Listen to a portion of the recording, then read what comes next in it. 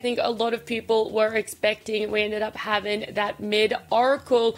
But one thing I didn't really sort of touch on that I think does deserve a little bit of limelight is Zach on Nyx. Okay, let's talk about it. It was a comfort. It's a big pick for him. But how much impact did you feel he really had for you? Are you impressed? And do you think T1 should maybe look at not allowing him to have such a comfort hero? Oh, he's 6-1 with it now, so it's clearly working out for Team Secret. It's definitely a comfort pick. I'm not going to say like Nyx destroyed that game or anything, because that's not really what happened. Yeah, he had a solid game or anything. I think T1 kind of like self-destructed that game. They tried something, didn't work. He did really well in the laning stage, so he's really good at the hero, and you can't ignore that. So I definitely, if I were T1, I would definitely look into this Nyx and consider banning it, because Secret just win with it. Are there anything else, or is there anything else you would potentially look at Kezu at banning away? And if so, would you kind of let through, you know, that Marcy making sure she doesn't get through, and same with the Shadow Fiend? I feel like for starters, so there's going to be a couple heroes that you need to give your opponent. I think if they want to have a similar opening, their bans were good. I would more so just worry about later that, okay, you have... This is the strat that you prepared, but that you also prepare further. Okay, so what do we need to do now to protect this hero? And what do we need to ban to protect our incoming picks? I think that is their most important adjustment in the game to come. Yeah, a little bit of player comparison here between Zephyr and Zach, and you can just see, just by the number of wards placed, how much more map control Secret really had, just how in control and dominant they were for that game number one. But T-Panda, could there be some change-ups in support? Do you feel like that's where a little bit of impact could come from? Or, you know, I don't want to keep saying the obvious, you know, like pick tops in a different hero, right? Because it feels like we're just going to keep drilling that one down. But is there anything else when it comes to supports that could be changed up? I mean, if you look at it from T1's perspective and the heroes that they've had success with, if they consider this game to be the game to really deal damage, is to go for those heroes that they've had the most success with, which is the Furion and the Veno, which they basically just ignored in that last game. So maybe they shift back to a draft that has worked for them prior to this one. Maybe Whitemon gets to get his Undying 5 again, and they just shift their draft around a little bit. I mean, the Oracle might have been picked a bit too early into the draft. Maybe it put Secret off edge a little bit there, but I still think T1 had some good heroes. Like we talked about at the start of the draft with Fear and Kezu. We're like, that's a solid start. Like you got Undying and Morphling. This is a great way to start your draft and then start building around those pieces. But it felt like they were building a second puzzle tower while the other one is still in the middle of, you know, the basic workers doing construction sites that just leave for another one and start building that one instead, you know? Okay, so it feels like it just was this wires being crossed sort of thing. It's like, all right, we'll start this one and then we'll move on to that one. But because we know that T1 are going to be having second pick when draft does eventually pop up on our screen. Knowing that, do you think the openers are going to be a little bit different? You know, a Secret going to be able to grab the Undying as an opening? So the openings will definitely change. I think so far Secret have had multiple first pick, but first pick seems like Secret have less success, at least from first pick. The same has to be said for T1, but I think a switch up for them is good, and I think you're gonna see quite different heroes, I think, in the coming game. Okay, I look forward to that, as our bans are probably going to be the same. I do believe it was the Marcy, the Enigma last time. Shadow Fiend and Primal Beast were the other bans. Do you go back and ban those again, Fear? Or what are you hoping are some changes? Or just keep the opening the same? For Secret, I think they banned the Primal Beast. You know, they I don't know if they forced Thompson onto the Oracle, but like banning the Primal Beast did keep him off of it, where he looks very comfortable on that hero. But they're going to go for the Undying ban. So looks like Secret's going to change things up. Puppy's always been the type of guy where he's willing to like change things up, he played one game of this, he figured it out, right? He beat you with it, and now he's going to play a new game, right? He's always kind of had like that philosophy on the game, and he's going to do it here. He's like, you know, this game, we beat your Undying, now I'm going to ban it, you know? And we're going to make you play a new game, and I have something prepared for that too. So it'll be a completely different game here, I think. What do you think is going through the mind of T1 for this ban? What do they want to do now that they've banned the Shadow Fiend? Do Secret pick up the Primal Beast themselves, T-Panda? I guess that's an option. I mean, they have 9 games of Marcy and Primal Beast, and they have had some pretty good success with a first phase Primal Beast, 2 games, 2 wins. But if that is the option that they go for, I believe we're going to be seeing another Morphling draft again, because most likely T1 would like to respond with an Earthshaker potentially, and then you go to the Morph. But I guess they might do some shifting here. Well, they go for the Primal Beast, which I think is a good idea that you bring it up. They might want to take it instead of let T1 have it, considering they swapped the Undying ban.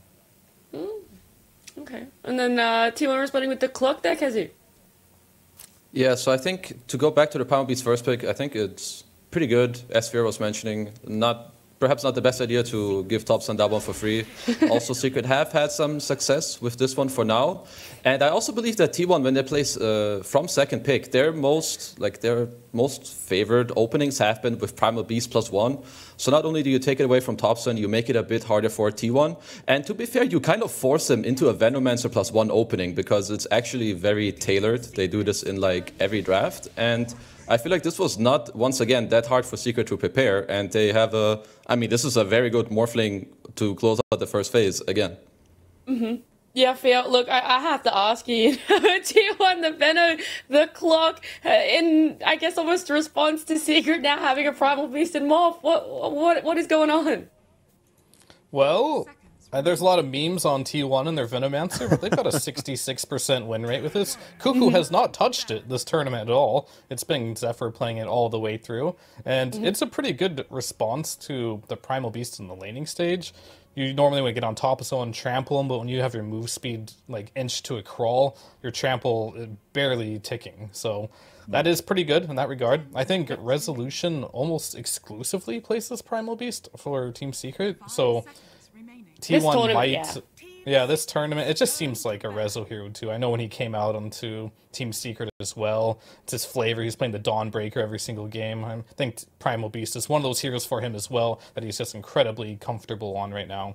And yeah, just moving on to the Morphling, great against Venomancer, great against Clockwork, probably the premier carry of this TI overall, and the fact that it can be played mid. Nisha plays a great Morphling as well, as most of these mid players of this tournament can play Morphling too, so a very powerful weapon here. And yet again, we're seeing the same bans against the Morphling, the AA, the Drow Ranger. I think it might be a very wise choice for Team Secret to ban Slark here too, another hero that's been very good versus the Morphling. Anna performs super well on the hero, he hasn't lost on it yet. And that is also a hero that is very good versus Primal Beast in lane if Resolution does want to pick up that Primal Beast. I'm just really curious about the way T1 is going to be laning these heroes. Obviously, it's still a bit open right now because Zephyr has played both the Veno and the Clock, and nobody else in the team has. So is this like 5 Clock for White Claw, for example? Do they feel like playing a core Clockwork, which you don't get to see too often? Like, he's a really good support. Does Zephyr go for Clock and they put Cuckoo with the Veno and make the memes come true? I mean, where do you feel they might align best, Kazu?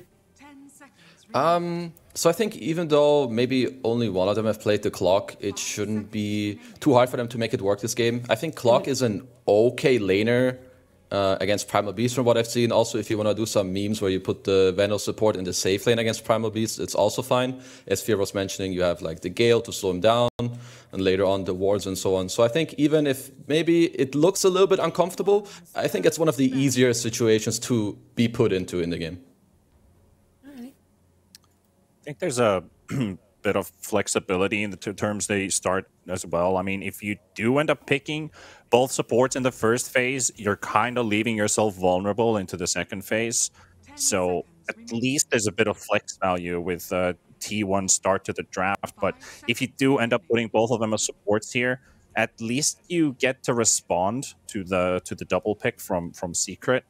However, I still feel like there's a lot of gaps to kind of close in. Like, you gotta wait until the 18th for T1 to really lock in how they want to lane these. All right, hear me out though. Right, I'm listening. Oracle Ags against the Morphling reduces healing by 25%. Can we see it again? Possible. I mean, look, they're upper bracket. You know, they have a little bit of flexibility. I mean, they have second pick, I'm just memeing. so... I hope they don't do that. I'm vetoing this one too. Because he's like, God, please. But I do really want to see the Slark for T1. Comfort pick for Ana. He's looked so good on the Slark this tournament. Going against the Primal Beast, it's good lane, good carry matchup. But they're going for the Faceless Void instead. Interesting. How do you like the Faceless Void more, Panda? I mean, you have a lot to combo with it at the moment. Faceless Void kind of being picked this early into the draft, though the Drow ban and the AA ban now kind of makes sense for them, that they have heroes capable of creating space for the Faceless Void. His laning matchup is still open. Is he up against the Primal Beast in his lane? Do they put 3 Beasts against the Void? Every time he jumps out, he's just going to get charged and trampled, which does hurt him a lot in the laning stage. So they end up putting it as a support or maybe into mid. Potentially that might have Void a little bit of an easier lane. Do they go with a dual melee lane against, Primal Beast, Earth Spirit, for example? That's going to be a rough lane to play. Because how do you feel about the second half of the draft? We know that's kind of where it all went right for Secret and all went wrong for T1 last game, but is it shaping up to be a little bit better? So for now, I think with T1 picking a core here, I think it's fine. You want to perhaps mask the Venua a bit more. Try to have Secret show you a little more information on what's going on. So I don't mind the Void pick, especially with some of the bans that happen in the game. They also banned Viper for it.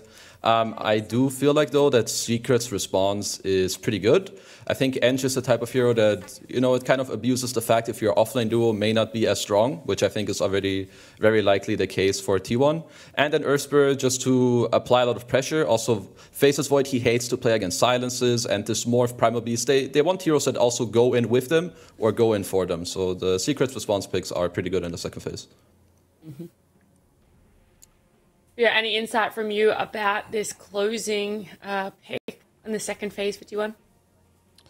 I really dislike their draft so far, to be honest with you. I think this Faceless Void pick against the Morph, very difficult. You can get the Shard on the Morph and survive. You get the Ags, you take away 70 of his attack speed, and Faceless Void is a hero that really needs attack speed. And I think the lane is very dangerous. Like, if you want to win the lane, you kind of got to max the bash, but then if you have 1 point in your time walk, they're gonna jump on top of you with this Earth Spirit, and you can die easily, especially when the Pulverize is online. So I don't think they're gonna apply a lot of pressure in this lane either, but they're gonna pick the Tiny. Probably going to be the mid hero for T1. Tops and Tiny, it's a classic. So yeah, I mean, he doesn't really see his mid matchup yet, so that's probably why he picked Tiny. It's just a hero that's flexible and can just play against most matchups. Yeah, that's like a tops and comfort as well if he wants to play it mid on this Tiny. He's got heroes that he can snowball off, like the Enchantress and the Earth Spirit. He can kill them pretty easily and get himself a good start for the game.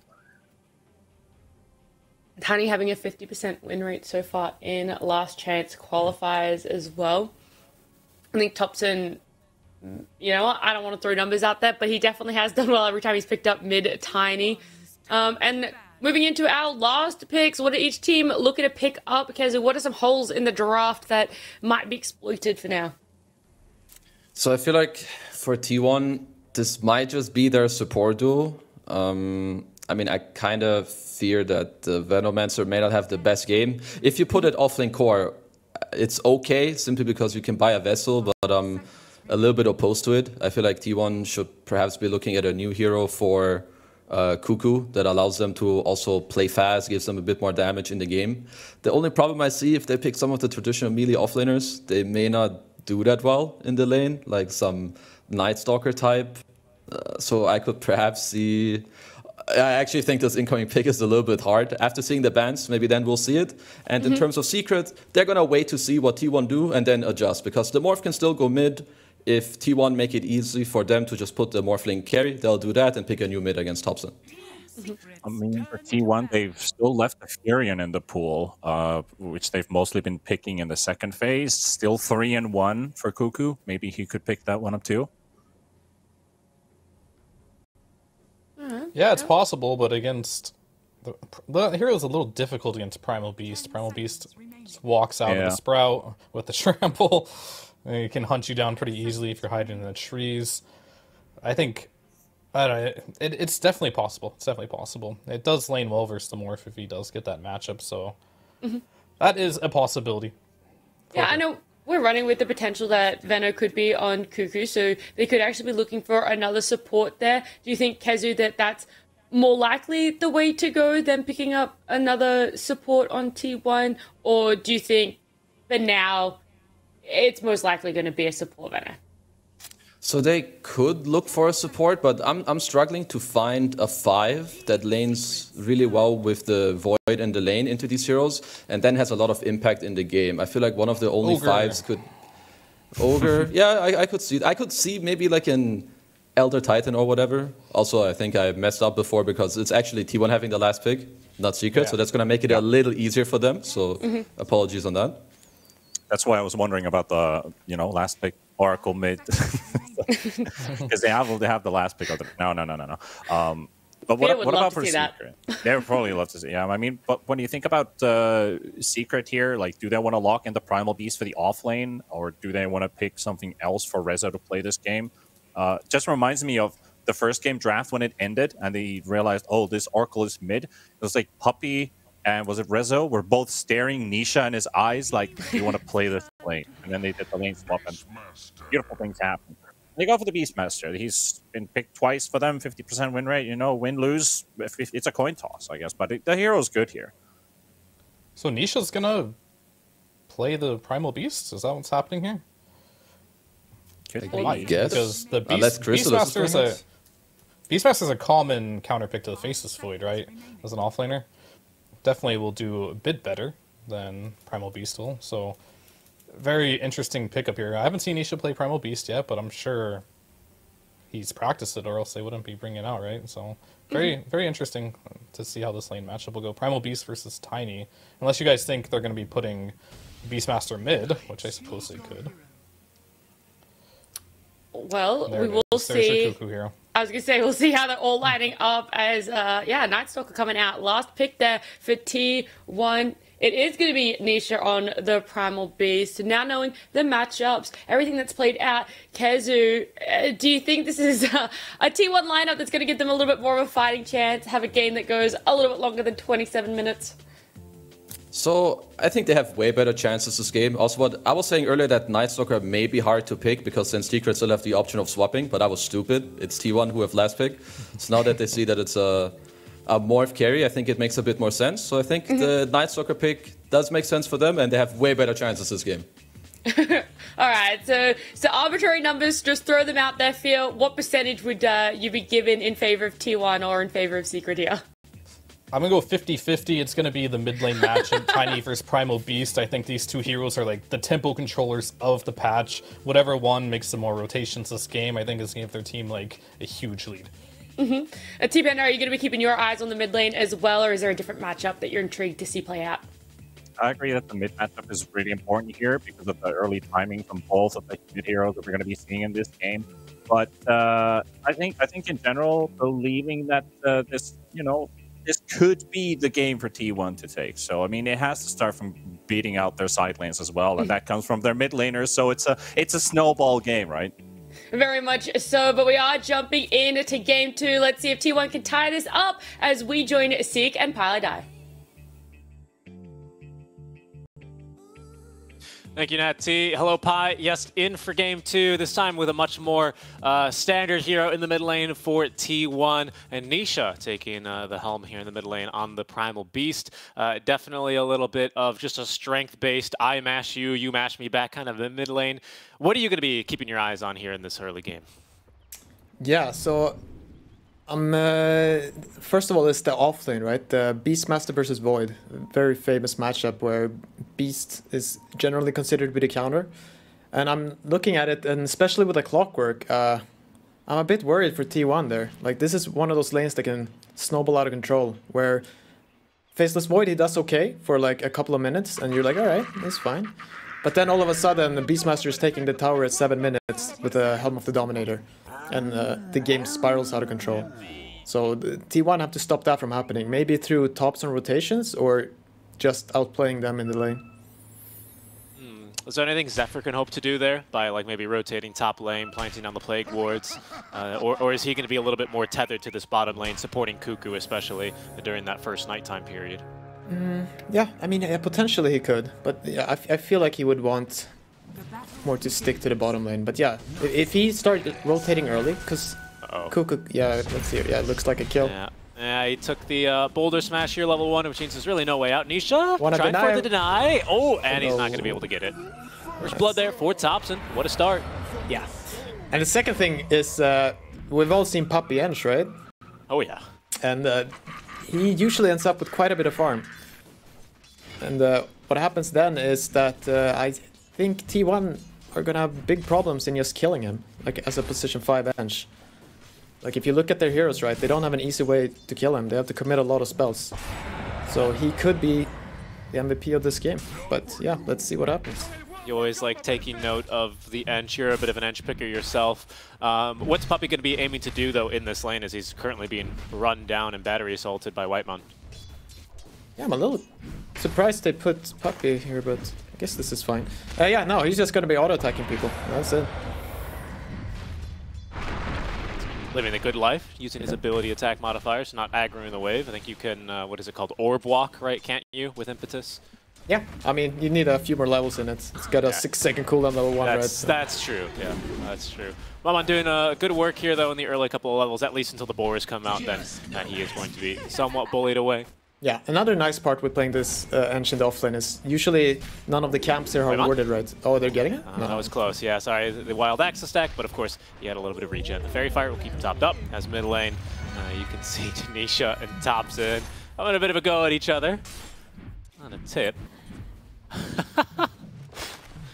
Love seeing them trying to contest some of the more, yeah, especially there with now the roar active. You can see the base damage in this lane is immense. Yeah. No, so let's see here. Yeah, because what I understand from Tops and Tiny, he usually goes for a very early Ags. Yeah. It's his style of playing this. That's what we've seen so far, and that'll help give some early damage into Chronosphere here for Ana, won't it? Yeah, and that's like their hope of getting easy kills on Puppy, right? It's that you just because you want to be able, because that's how a Puppy plays this Ench. He just baits, and then he lives with the 200 HP, heals up fully, gives vision on everyone, and lets his team clean up. So they have to avoid that. Yeah, that's true. I think like as compared to a bunch of other supports who. You know, I was thinking about this the other day, like kind of our buyback supports, like a Xtreme Protector who will just like run up high ground and maybe force a couple of reactions, die, buy back, and still have overgrowth. Like you just want to get rid of the Enchantress. She's just going to be annoying, and especially the way Puppy builds her, it's a lot of damage. Yeah, I mean the thing they have going for them is they can press Night Stalker ultimate, right, and then you just ignore it. So that's the other option. But sometimes he's impossible to ignore. He's just right there in your face.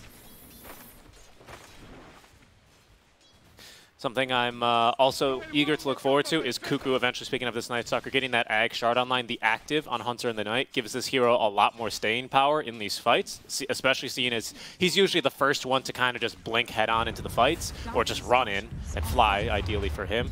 But what's interesting about that is he can, especially during nighttime, you can target that onto Ancients and remove Rezo's creep, as Zayat's is going to die eventually on the tower.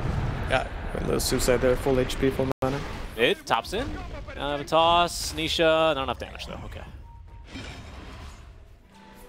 And Ana is still doing fine top, so like as long as he's farming fine up here, T1 should be happy with that. Wait, what? Because you were mentioning Night Stalker, right? Yeah, like that is a bit funny, right? Because Beastmaster used to be like a huge counter to Night Stalker, but now it's almost the opposite. The same with Lycan. As you said, right? You just eat the Ancient creep. So I'm wondering if he will go for a different item build. Ooh, nice deny. Yeah, gets the deny off there. The Skellies, of course, being summoned, helping out greatly there. But Rezo and Puppy don't have a lot of DOTs. They've got to land their big hits there. Yeah. And like, Ana is doing well in CS, but so is Rezo. And Helm of Dominator is only 900 gold away here. And so that'll be really interesting. There's going to be a period of time where Rezo feels really strong with Helm of the Dom, and then of course Helm of the Overlord again. But at some stage I do expect Kuku to get that online. Zephyr staying alive down bottom, trading nicely versus Crystallis. Yeah, kind of funny there. He clicked the Sphere Fire too late, but it was fine. He lived anyway. It's okay. He's just showing off down. I've got one too. On a Crystallis, rather, still holding on to his. Yeah. Oh, but a nice creep brought over to the top lane by Puppey as he's holding on to this Ogre Frost mage, which gives the, of course, ice armor to Rezo. Makes it really difficult and undesirable otherwise for Ana to be trading right clicks. Yeah, you can see here Puppey's trying to give full experience now to Rezo. Want him to hit that level 5 and then level 6. Every level here now. It's going to be very difficult for Helna to play. There's a kill. Down bottom, Crystallis jump in now back onto Zephyr. Might pay the price though. It is nighttime here naturally, so Kuku finally putting those 2 points of Under the Night to some work. But, of course, not enough damage here for the Morphling. Yeah. And once again, we're seeing this more and more, aren't we? 2 points in waveform and just the single point in attribute shifts. Yeah, no, they buffed the spell enough now, it seems, that you can be a little more, like, I don't know if greedy is the right word, maybe it's non-greedy. Yeah. Efficient is probably what they would say. Yeah, for sure. Or you actually do something instead of having, like, stats. Okay, rune time. Looks like Secret are on top of it. Yeah, Puppey just picks up the region. They'll take that one. Zayats is going to catch a glimpse of Zephyr. Might know that he's warded here, but he'll crawl his way back towards bot lane eventually. Top lane, a little bit of skirmishing. That's Whitemon trying to get Rezo here onto the cogs, but in comes actually this Pine Cone. And that's some damage on the Whitemon. The slow as well off from the enchant. Probably holding on to this impetus, but they just don't really have the damage here yet to get through that tanky clockwork. Yeah. I'm wondering if Thompson will just sit there and farm, right? Or if he will start running around. Oh, nice cancel there. Immediately into the Pulverize. Nisha still making a go at it, but yeah, they're going to go ahead and throw him back. Mid-trample, and Thompson, that's already 2 tips out from him early game. To Nisha. And there's a rotation as well. It's just Zephyr Venomancer, though. Not the scariest rotation, but especially when you pick it up on a ward here. So it's just going to be then Nisha who goes to stack and farm a camp here. Yeah. Thompson is still ahead 600 net worth mid lane, though. That's quite impressive. He got the first blood right, so he's managed to keep all the net worth lead from the get-go. Gotta love Puppey as well, being very annoying, very efficient here as well, just constantly stealing these big creeps. Obviously they do the most damage, as that's a very nice, what is this called again, a Hurricane, to bring Whiteman away. He's gonna have to sacrifice the Swallowing Ripper, but it does do some good work here, and it scouts Zephyr rotating top.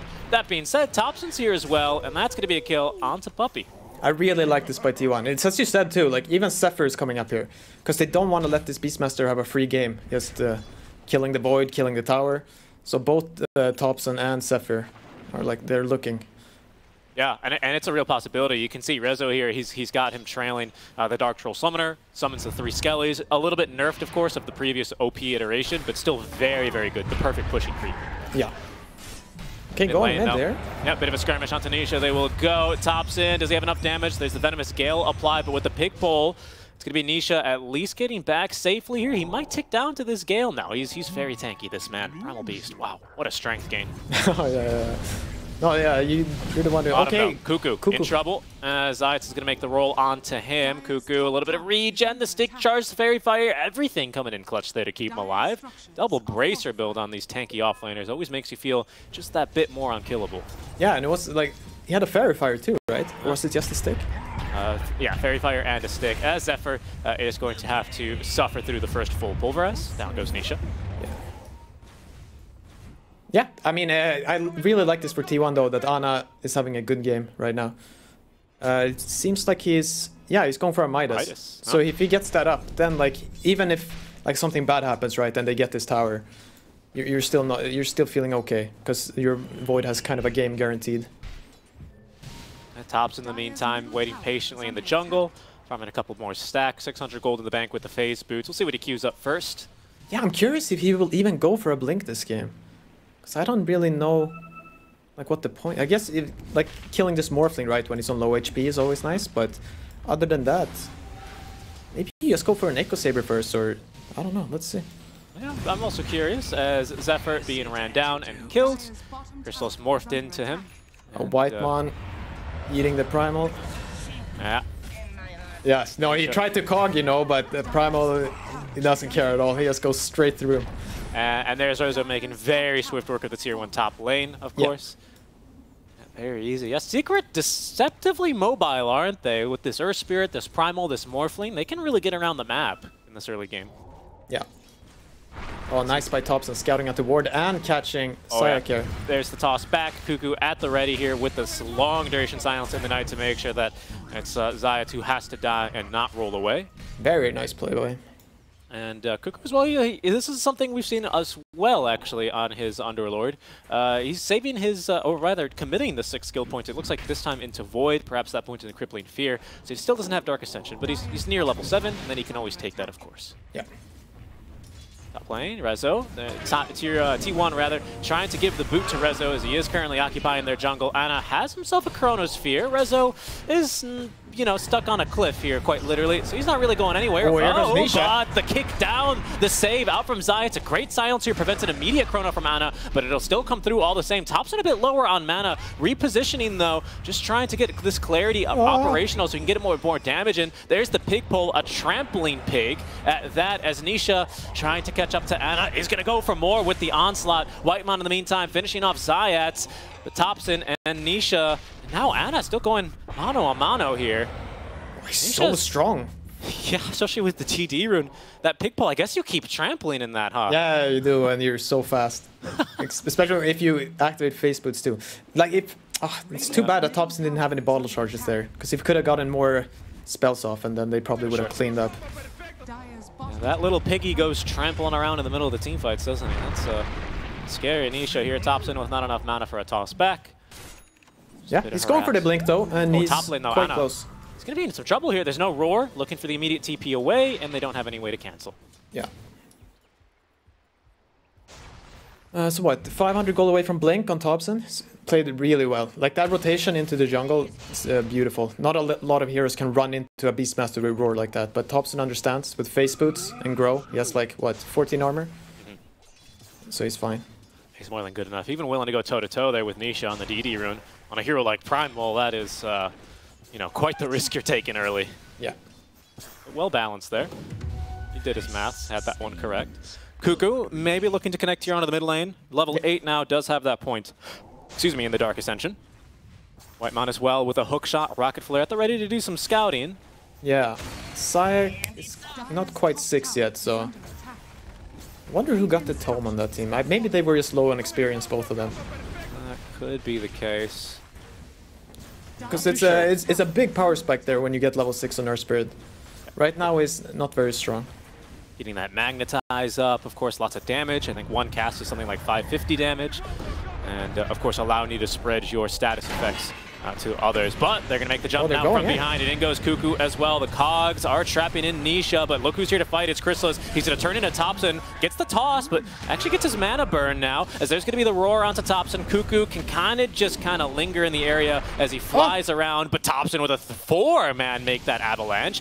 Chrysalis giving chase, has an avalanche now of his own, and still a toss is just going to catch Thompson here. Boulder Smash does catch him as well, and Secret eventually rewarded with 2 kills here in exchange for Nisha.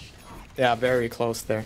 No, unfortunately they had to fight 3 on 5, right? And then no matter what you do, you're probably going to end up losing. But nice reaction there from Secret, right? Understanding that Nisha likely to take a dive here, but it's space and a good kill there onto Thompson just before he gets Blink Dagger. So frustrating close to that's big timing for him. Yeah, right. It was like 15 gold away or something like that. Okay, nice. Whitemon breaking the smoke, but ooh, Sayak just rolls in. Oh yeah, and they've actually miscommunicated there. They're going to split the gap there as Nisha charges on through another fantastic pulverized cancel as Zayat's going to die.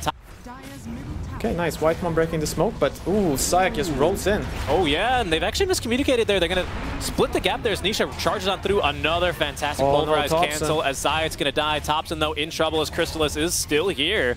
And it was the rest of T1, or at least Zephyr and Whitemon, who were focusing down onto Zayat, and Thompson kind of fighting alone. Yeah, very frustrating. You're dying, and then instantly dying again. Just looking at your gold. Just 100 away from Blink Dagger. He's close. He's close. And then Yeah, very frustrating. They're dying and then instantly dying again. Just looking at your gold. Just 100 away from Blink Dagger. He's so close. He's close. And then he's a lot more free in these fights, right? I mean, I think we all know how strong a tiny Avatos can be, especially here against a puppy. Anna, I hope he doesn't die here. It's silenced up the onslaught. They did miss the boulder smash. There's a pulverize here. Oh, look how slow he is, though. Anna doing a bit of a dance there, and Nisha offering the high five as a little bit of a surrender. He knows he's been slightly outplayed in that one. Hard kill, though. Hard kill. Yeah.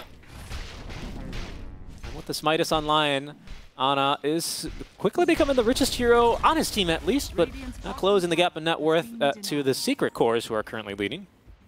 Yeah, but it's still very good. Okay, wait, hook shot here. Yep. Oh, Nisha and Zayat's both trapped inside Cogs. But it's only the two supports. And Zayat's, yeah, doing very well here to tank the gank. He's going to offer himself up as a trade. Offer accepted by T1, and they'll allow Nisha to live. Top lane, though. Big push coming from Secret here. Yeah. Alright, so Thompson has Blink Dagger coming, right? Yeah. Tower, it's too late. It's already gone. Oh, wow. Even Zephyr maybe fearing for his life there momentarily as he was hurricaned towards his enemies. So Secret see this dagger being delivered with their Hawk, I believe. Yeah, they should be ready for anything. But Anna, he's keeping up the farm. And I mean, Void is still faceless Void when you get this Midas and you get to farm. Like later on he will chrono and someone will die. Kuku's also just had an item delivered, by the way. Look for him regaining a lot of HP. This Hunter in the Night ready to go. Fairly low downtime for what it gives you, 20 seconds. It's very reasonable to use that twice in a fight, and that's a lot of HP here for Kuku to be moving in and out of these fights whenever he's got spells. Yeah, I'm wondering if Resso thought about that before he decided, because he did. Okay, so he's gone for Wraith Pact instead of upgrading the Helm of Dominator. Doesn't want to feed that free 300 gold away, I think, or 250 is it? Yeah, no, there's no point, right? No. Like you're literally just, you're just feeding gold and experience. You've got the important part anyway, that damage amp, of course, that you have on the aura of the helm. Got that one ready to go anyhow. So this team will be very happy for him to still have that at the ready. Okay, so haste for Thompson. Ooh, pig pole, or sorry, the vaults actually. The Tumbler's Toy, Zayat's getting caught here as well by the hook shot. Is gonna get a kick out the tree. He's gonna get him. Oh, nice. Nice there. Nicely done from Thompson as they will collect the kill. Okay, yeah, so they have the Vlads, they have a bunch, so Secret can look at Roche now. Obviously you don't want to just go for it blindly, but you should definitely be considering it. Yeah, and T1, of course, with plenty of opportunities to fight around the pit, right? They've got Chrono ready. Thompson is starting the build and the transition towards the Ag Scepter. Now, not a lot of damage until you get like at least a casual Crystallis online or something, but you know, any bit more damage that'll assist Anna in these early Chronos especially is something that T1's certainly going to be grateful for. Yeah, but even just with level 2 grow, right, and you have the tree in your hand, like it's surprisingly decent amount of damage. It's more than you think. Especially if they can catch Crystallis before he gets off the strength gain. Yeah. It'd be looking good for them. No, and the most important part of them trying to Roche Rat is this Rocket Flare. So they never have to wonder like how low is this Roche. And they all, not to speak, they have Plague Wards too, so like plenty of vision around there. Kuku's also about to get a pretty big item online for himself. The Blink Dagger, operational soon. Doesn't have the survivability of the BKB quite yet, but again, he did go for double Bracer, Phase Boots armor, of course, and that Hunter in the Night. As Nisha going for the onslaught in. They want this kill on the Zayats, but Anna going to catch two cores at that. Nisha as well as Rezo, but there's not one really nearby. Now in goes Thompson. They'll have a blink onto Nisha. They're going to cut through Rezo, and they'll get through Nisha just as easily. Kuku as well with his blink dag, or not blinking in, just simply getting on top of Puppey. DD room, but Puppey's so tanky here. Very hard to deal with, especially now he's gone for a Hooded Defiance on the edge. Oh, we're back towards Zayats, however. He's going to be focused down and caught. Of course, Kuku with all the night vision right now with Dark Ascension active. Nice fight there for T1. Yeah, that was beautiful. Like committing with the Chrono there, no hesitation. And like, because it's as you said earlier, right? Like they don't have this easily Snapfire ultimate or anything, so you don't really know where the damage is going to come from. But like he trusted his team that they had enough damage, and they just clean up there. It's perfect. An opportunistic jump there by Secret. Gone wrong a bit as Thompson lower on mana, but Nisha's Not going to be able to quite catch him there with the onslaught. Careful here, though, Cuckoo. Well, it's just Puppey here, actually. I mean, Puppey is going to come... He's trying to become unkillable here, right? Ah, he's got that hood. Yeah. But yeah, if they go on his team, right, like, yeah, he's not going to do a lot. Okay. He's just going to stand there and be unkillable. Big items online, though, for Rezo. That Wraith Pact, like you said, he did deviate instead of upgrading that helm into Helm of the Dom 2.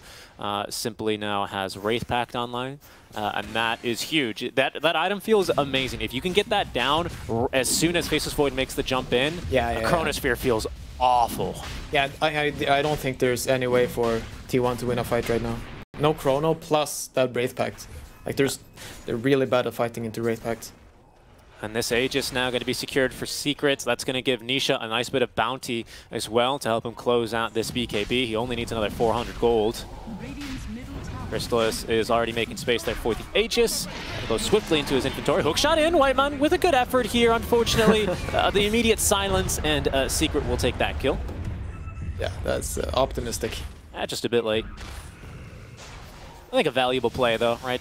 Very low risk, high reward. Yeah, I mean, it's something that's a little unfortunate is that Zephyr has the Spirit Vessel.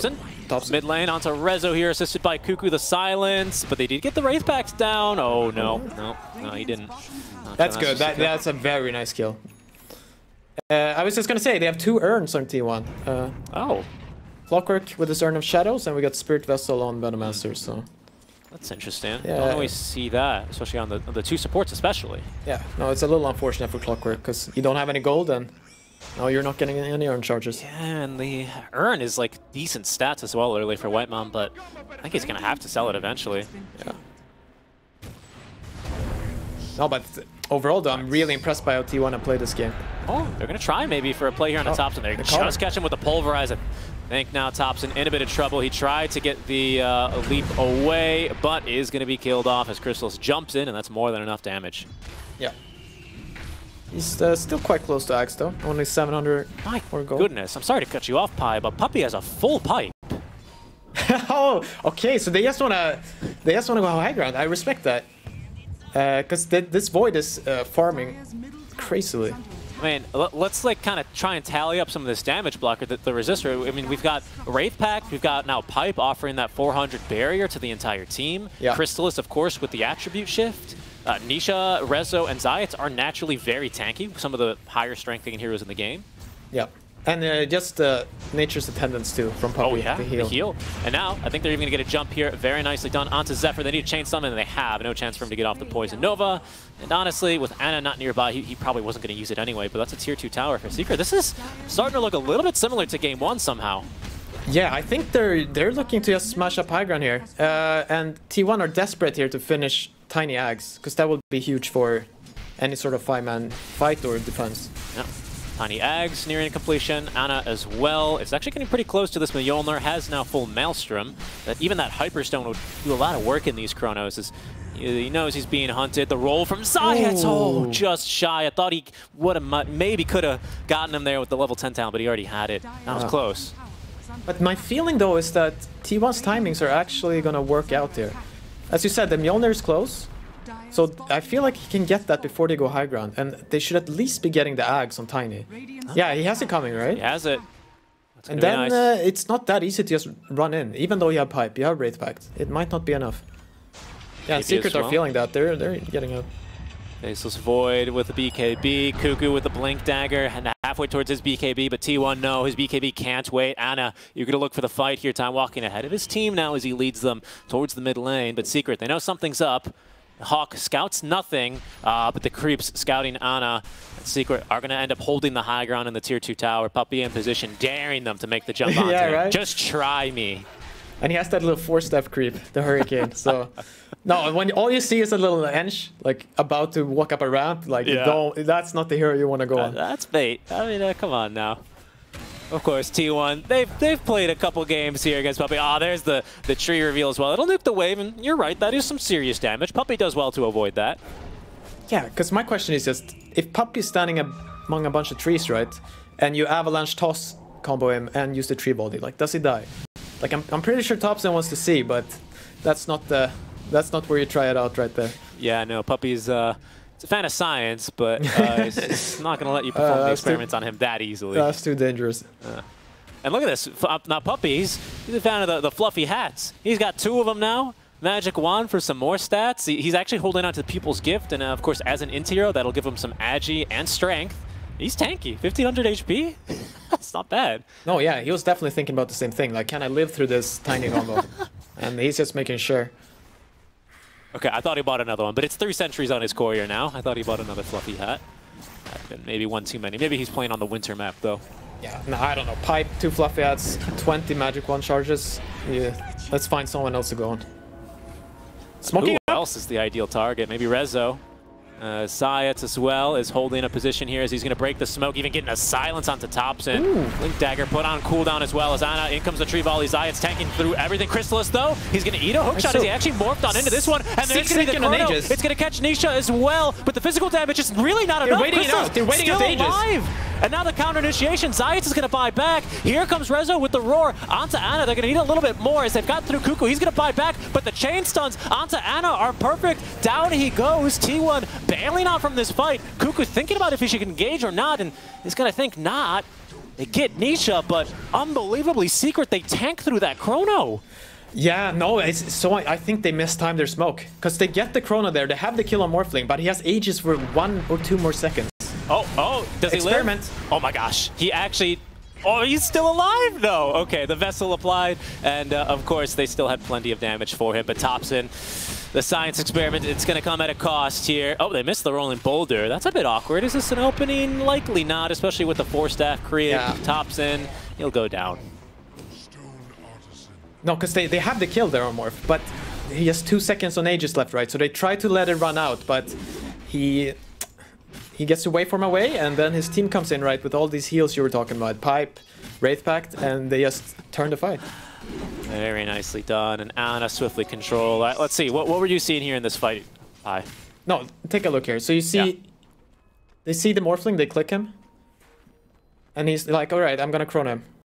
You can see that at the top of your screens, 5 seconds here on Aegis. They're trying to wait it out. And they hit it, and he switches targets, right? But then Chrysalis lives, and he gets a bit of the regen. And that waveform cooldown. Cuckoo even kind of in position to try and secure the kill, but Secret, they were ready for that one.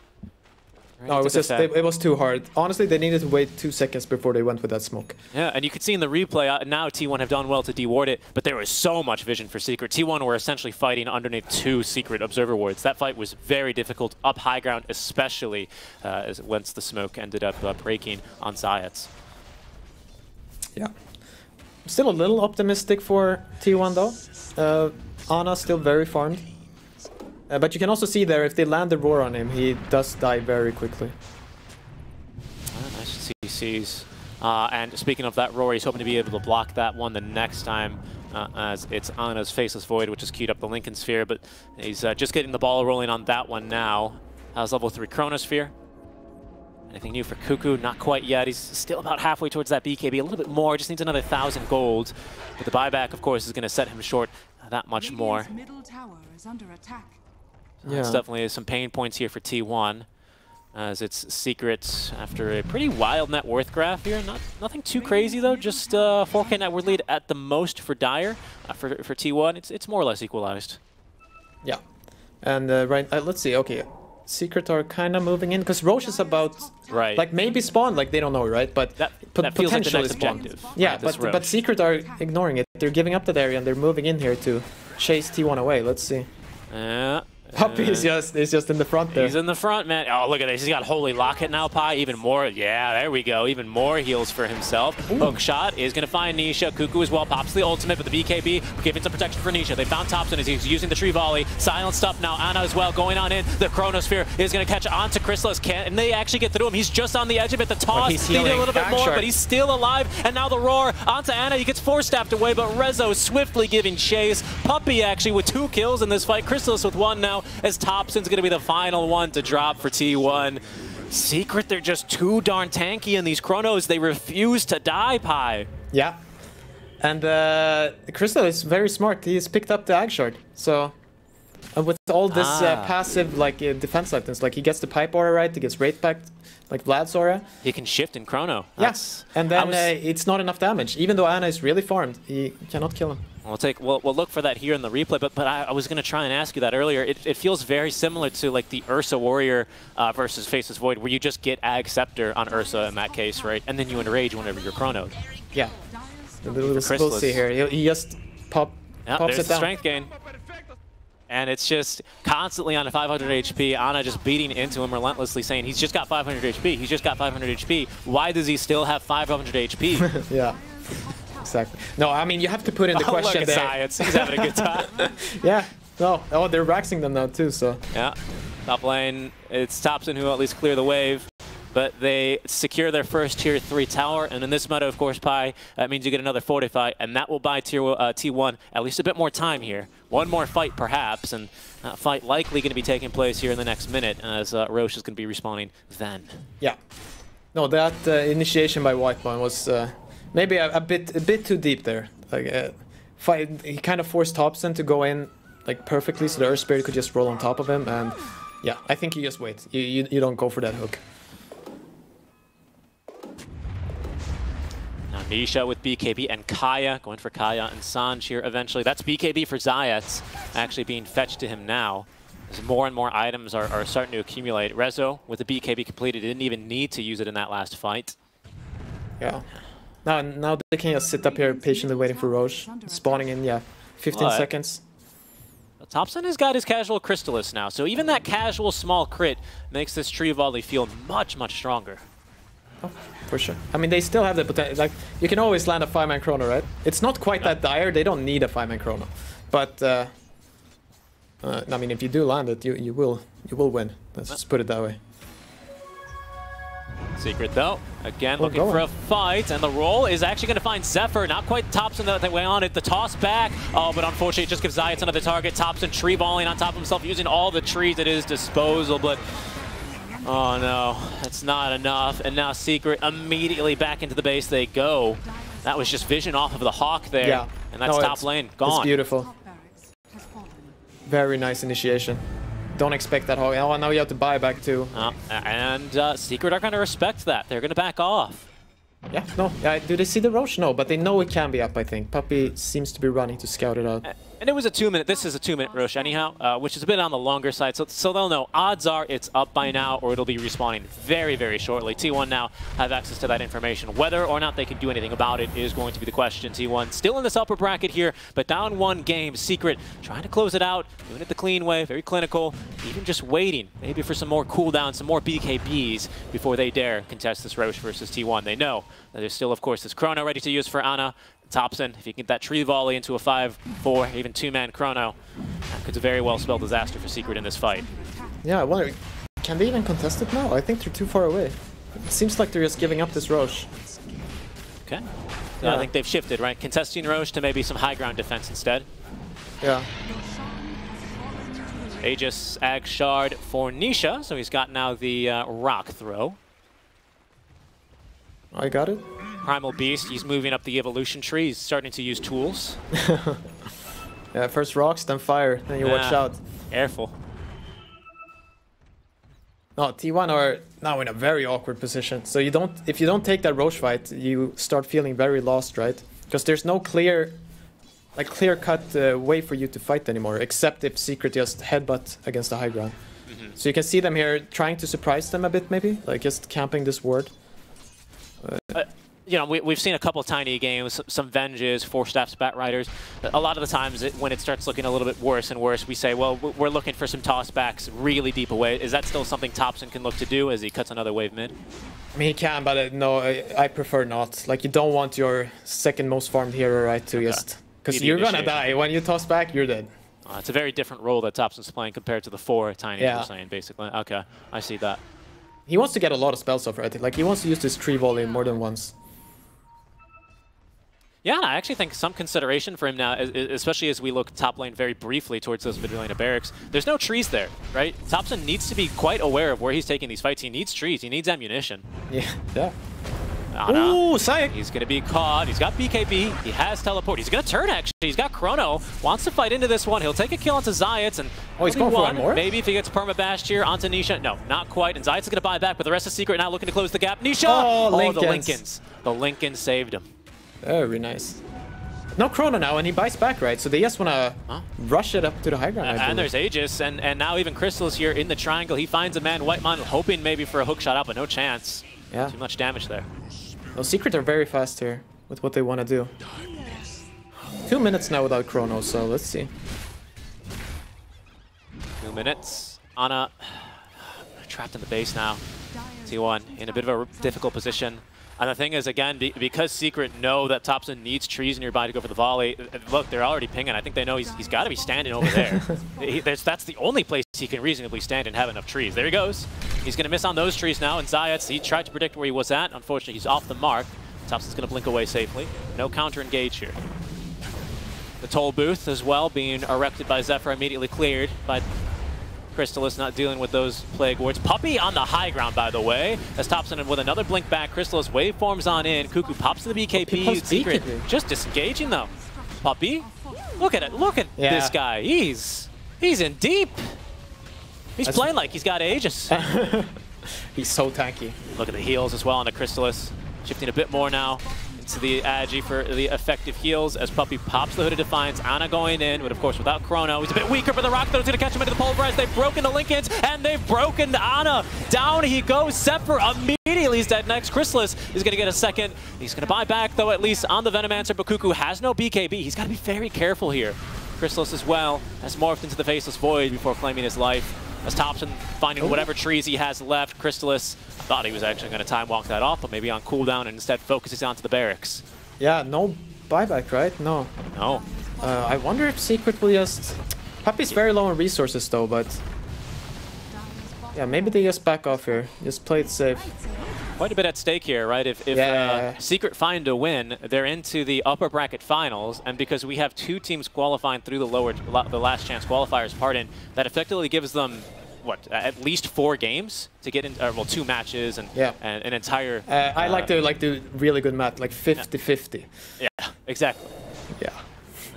They like those odds. I like those numbers. Yeah. You want?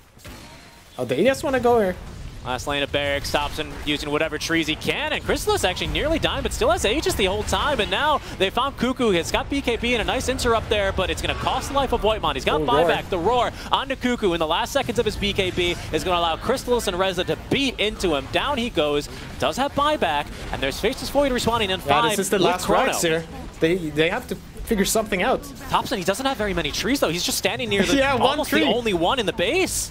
He needs more ammunition. He needs to go in, looking for a tossback. He'll have to settle for Puppey, as in goes Ana, but Puppey with untouchable, he doesn't even care. Cuckoo onto Crystallis, Aegis up in 18 seconds, so Crystallis happy to fight, happy to even die in this one, as Zayats and Puppey fighting back versus Topson and Ana. That'll recall Zephyr on back, as well as now even Cuckoo. Aegis has been claimed at the very least, but Crystallis respawning with full mana and HP, and Tier 1 looking worse for wear as well, as there's the damage. Down goes Cuckoo, down goes Whitemon, 2 dives back, Chrono onto 2, but there's just no trees for Topson, and Rezo's in onto him. He can just offer an Ava toss in. Ana now stunned immediately after, as Crystallis jumping on in. The bashes nearly condemning Ana. Zephyr falling low, gets off the Poison Nova. That's his dieback. Topson doing what he can, at least has a couple of trees, but Crystallis even fighting into him now. Ana trying to save his teammate here, and Crystallis falling low, but Puppey keeping him alive with the Nature's attendance, and everyone on T1 is dead. Secret, they get the 2-0. They're moving on to the upper bracket finals. Wow. Very well played by Secret. Extremely impressive. This like snowballs from yesterday, right? Like they had 2 games where they had to fight and claw their way back, and now they're just riding the momentum. Absolutely destroying T1, to be honest. Making it look easy. Like clear ideas and just very good drafts. And very good drafts.